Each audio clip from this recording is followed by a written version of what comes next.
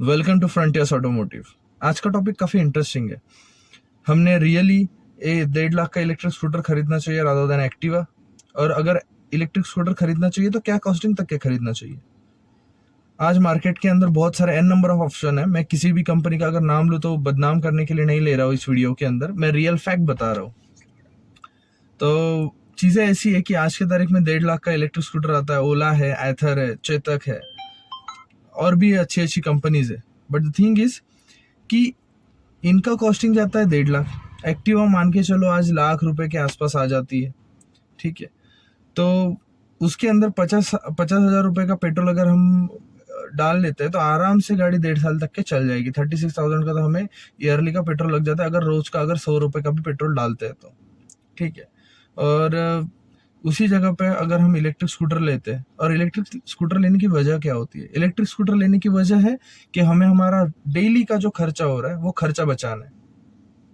और उसकी जगह पे हम क्या करते हैं, खर्चा बचाने के चक्कर में ज्यादा महंगी गाड़ी ले रहे। हमें जीपीएस, स्क्रीन टच, इतनी सब चीजों की रियली नीड है या फिर वांट है? हमने ये जो अभी ओला, एथर, इसके अंदर ये जो डिस्प्ले आए हुए हैं, अगर ये बाय मिस्टेक कोई बंदर वगैरह कुछ भी मिस हैपनिंग हो सकता है, छोटे बच्चे हैं, बैट लग गई, कुछ भी है, सिर्फ अगर डिस्प्ले भी फूट जाता है तो सिर्फ डिस्प्ले का इंश्योरेंस नहीं होता है। अगर होता भी है तो प्लीज मुझे कमेंट डाउन कर दीजिए, क्योंकि आप एक बार इंश्योरेंस वालों से आप कंफर्म करवा लीजिए कि अगर हमारे हाथों से अगर हमारा डिस्प्ले अगर फूट जाता है तो आप सिर्फ डिस्प्ले को इंश्योरेंस के अंदर कवर अप करते हो क्या? क्योंकि इनका ऐसा कहना है इंश्योरेंस वालों का कि उनको प्रॉपर गाड़ी का एक्सीडेंट होना चाहिए, और डिस्प्ले के लिए आप थोड़ी ना एक्सीडेंट करवाओगे अपने अच्छे गाड़ी का। तो ये पहली चीज तो आप क्लियर करवा लीजिए। अब जैसे कि ये जो स्मार्ट स्कूटर्स है, इसके अंदर कॉस्टिंग भी काफी डिफरेंट आती है। कि मान के चलो अगर उसका कंट्रोलर खराब हो जाता है, काफी कॉस्टली आ जाता है। उसके अंदर जो मोटर है वो पीएमएसएम और आईपीएमएम मोटर यूज होती है, परमानेंट मैग्नेट सिंक्रोनाइज मोटर। जितना लंबा लाम उतना लंबे उसके पैसे भी है। और उसी तरीके से ये जो बाकी की जो मार्केट के अंदर अभी सस्ती गाड़ियां है, सस्ती आई मीन टू से, मैं उसे सस्ता वर्ड नहीं बोलना चाहूंगा, that is value for money product. अगर आपके घर में आपकी से 10 kilometre, 15 kilometre, 20 kilometre max tuition से आना, लेके जाना, बच्चों का आना जाना, तो इन रिक्वायरमेंट के लिए इज इट हमें रियली 150-200 किलोमीटर के रेंज की गाड़ी की रिक्वायरमेंट है? क्योंकि 150-200 किलोमीटर का जो रिक्वायरमेंट अभी कस्टमर डिमांड करते हैं, तो उसके अंदर दिक्कत क्या है? 100 किलोमीटर जाना और 100 किलोमीटर रिटर्न आना काफी हेक्टिक हो जाता है। मजाक वाली बातें नहीं है। हम 100 किलोमीटर जाने के वक्त हमेशा 4 व्हीलर ही प्रेफर करते हैं आज के तारीख में। अगर 100 किलोमीटर के अंदर है तो हम इलेक्ट्रिक व्हीकल्स को या फिर बाइक के बारे में सोचते हैं, कोई भी एक 2 व्हीलर के बारे में सोचते हैं। इलेक्ट्रिक व्हीकल लेने के पीछे की वजह कि हमारा डेली का जो खर्चा वो बचाना है। और चलो मान के चलिए कोई बोलते हैं कि मुझे हमारे किसी गांव को या फिर फार्म हाउस को जाना है कि किसी और, तो आप 100 किलोमीटर के प्लस का अगर ट्रैवलिंग कर रहे हो तो कितना हफ्ते में, महीने में आप एवरी संडे गाँव को जाओगे या फिर अपने होम टाउन जाओगे जो 100 किलोमीटर प्लस होगा। तो उस कंडीशन में आप महीने में कितना 4 बार जाओगे? रेस्ट ऑफ द 26 डेज तो आपके सिटी के अंदर ही है। रोज का अगर 100 रुपए का पेट्रोल भी अगर हम कंसिडर करते हैं तो आपके 2600 रुपए हो गए महीने के।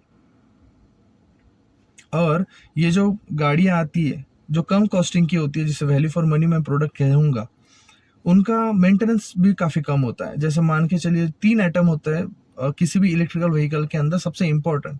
One is the battery, second one is the controller, third one is the motor. तो ये जो वैल्यू फॉर मनी वाला प्रोडक्ट है जिसके अंदर ये कॉस्ट करता है कंट्रोलर बहुत ही वर्स्ट ऑफ वर्स्ट, मिनिमम से मिनिमम कॉस्टिंग में 3,500 रुपए का आसपास आपको कंट्रोलर मिल जाएगा। अगर मोटर खरीदनी है तो 6,500 से 7,000 रुपए के आसपास मोटर आ जाएगी। टोटल आपका बैठ जाएगा ये 10,000 रुपए में। अभी ये वैल्यू फॉर मनी की कॉस्टिंग क्या है? वैल्यू फॉर मनी की कॉस्टिंग है 50,000 रुपए में आपको आराम से 48 वोल्ट 48 वोल्ट 28 AH का बैटरी मिल जाता है, जिसके अंदर आपको गाड़ी एवरेज दे देगी 50 किलोमीटर। और डीलर टू डीलर डिफर करता है। हमारे यहाँ पे ये स्पेसिफिकेशन का हम गाड़ियाँ सिर्फ 50,000 रुपए में देते हैं। 1 साल गारंटी वारंटी, जिसके अंदर मोटर, कंट्रोलर और आपका बैटरी और चार्जर आ गया। और एसएमएफ बैटरी, अभी बैटरीज के अंदर भी टाइप आते हैं। 3 तरह की बैटरी होती है, lithium ion, lithium ferrophosphate and SMF battery. SMF battery का लॉन्ग फॉर्म है सील्ड मेंटेनेंस फ्री बैटरी, उसका फोटो मैं यहाँ पे डाल दूंगा। लिथियम आयन बैटरी एक आती है जो ओला वगैरह में है, और एक लिथियम फेरोफॉस्फेट बैटरी आती है, तो दोनों का भी मैं फोटो अभी डाल रहा हूँ। लिथियम आयन और लिथियम फेरोफॉस्फेट में सिर्फ साइज का डिफरेंस है और केमिस्ट्री का डिफरेंस है। But the thing is, lithium ion की जो बैटरी है वो आपको कॉस्ट करती है नई बैटरी अराउंड 35 to 40,000, जो एकदम सादी गाड़ियाँ है, जैसे कि मैं मतलब जो एवरेज रनिंग लिथियम आयन गाड़ीज है। अगर उसी जगह पे अगर मैं लिथियम ओला या फिर एथर को कंसिडर करता हूँ तो that will cost you 75,000 to 80,000। Bajaj Chetak भी उसके अंदर ही आता है, iQube भी उसके अंदर ही आता है, काफ़ी कॉस्टली बैटरीज है उनकी। अगर 3 साल बाद अगर उनकी बैटरी रिप्लेसमेंट की नौबत आती है तो क्या क्या कंडीशन रहेगी? 3 साल बाद इतना बड़ा ह्यूज अमाउंट चेंज करना, ये तो गलत हो जाएगा। और ये 8 साल की गारंटी वारंटी, एक्सटेंडेड वारंटी वगैरह भी है। काफ़ी लोग ये चीज़ कहेंगे कि ओला एक्सटेंडेड वारंटी दे रहा है 8 साल की, ये वो। बट ईयरली कोई भी चीज़ का एक लाइफ होता है। इतने किलोमीटर के बाद कितना आप डिप्रिशिएशन उसके अंदर देने वाले हो किलोमीटर्स के अंदर, ये कोई भी कंपनी लिख के दे रही है? किसी भी इसके अंदर नहीं दे रही है। कोई भी कंपनी इसको लिख के नहीं दे रही है कि अगर आपकी गाड़ी 50,000 किलोमीटर चल गई है तो अभी आपका गाड़ी का जो बैटरी है वो इतना किलोमीटर चलेगा। ये कोई भी कंपनी लिख के नहीं दे रही है।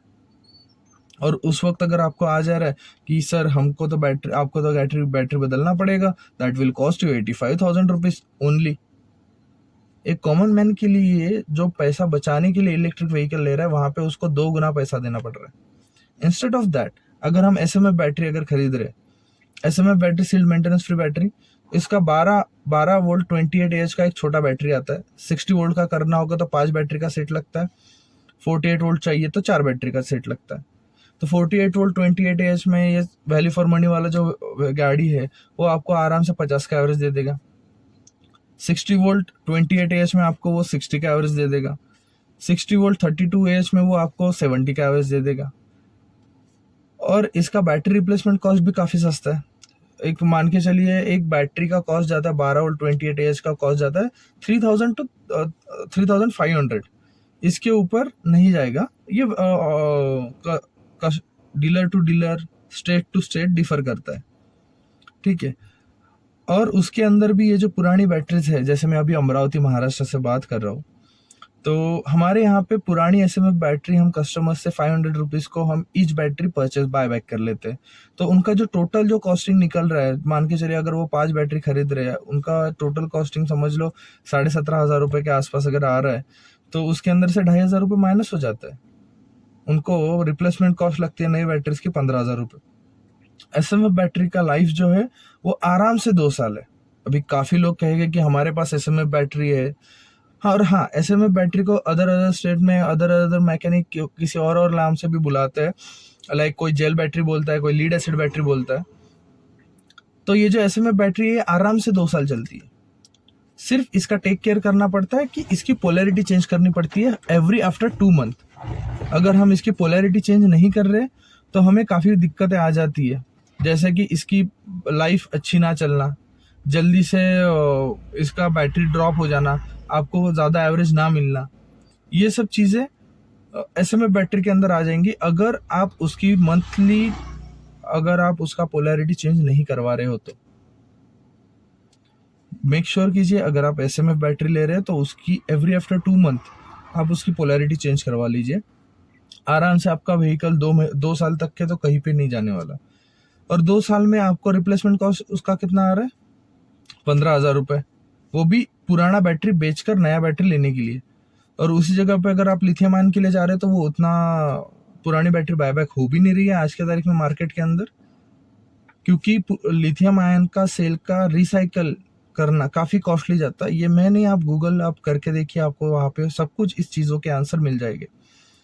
सो it's a request to everyone, अगर जो नीड एंड वांट है इसके अंदर प्लीज़ आप जस्टिफाई कीजिए क्या हमें लेना चाहिए और क्या हमें नहीं लेना चाहिए। अगर आपका 1.5 लाख गाड़ी लेने का ही है कैपेसिटी है तो वाई नॉट एक्टिवा एक्टिवा लेके आप 50,000 रुपये का पेट्रोल डाल दीजिए, आराम से 1.5 साल चल जाएगा आपको, जिसके अंदर आपको रेंज एंजाइटी भी नहीं रहेगी और रिलायबल टू रिलायबल। जितना स्मार्ट स्कूटर आया उसका स्मार्ट मैकेनिक नहीं है अभी मार्केट के अंदर, उसके ओबीडी स्कैन करने के लिए कोई भी स्कैनर नहीं है अवेलेबल, आपको उसके ओईएम्स या फिर उनके वर्कशॉप, ऑथोराइज वर्कशॉप में ही जाना पड़ता है। मैं ये नहीं बोलता हूँ जाइए मत, वहाँ पे तो लेके ही जाना चाहिए, बट व्हाट अबाउट कि हम अगर किसी आसपास के गांव में हो और वहाँ पे अगर कुछ एरर आ रहा है तो फिर उस वक्त कैसे करेगा। ये जो वैल्यू फॉर मनी वाला व्हीकल है, बेसिक सिंपल वायरिंग सा है, कोई भी जो मैकेनिक वगैरह रहता है, रोड साइड मैकेनिक, अगर उसको अगर वायरिंग के अंदर थोड़ा बहुत भी स्मार्ट हो तो वो कर लेगा।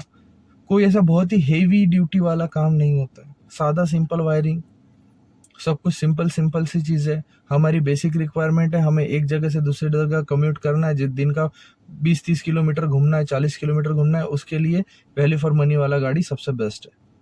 And thank you for the watching this video, thank you so much. I hope आपके सभी डाउट इलेक्ट्रिकल व्हीकल से रिलेटेड, which one we have to buy और विच वन नॉट, ये आपके क्लियर हो गए होंगे।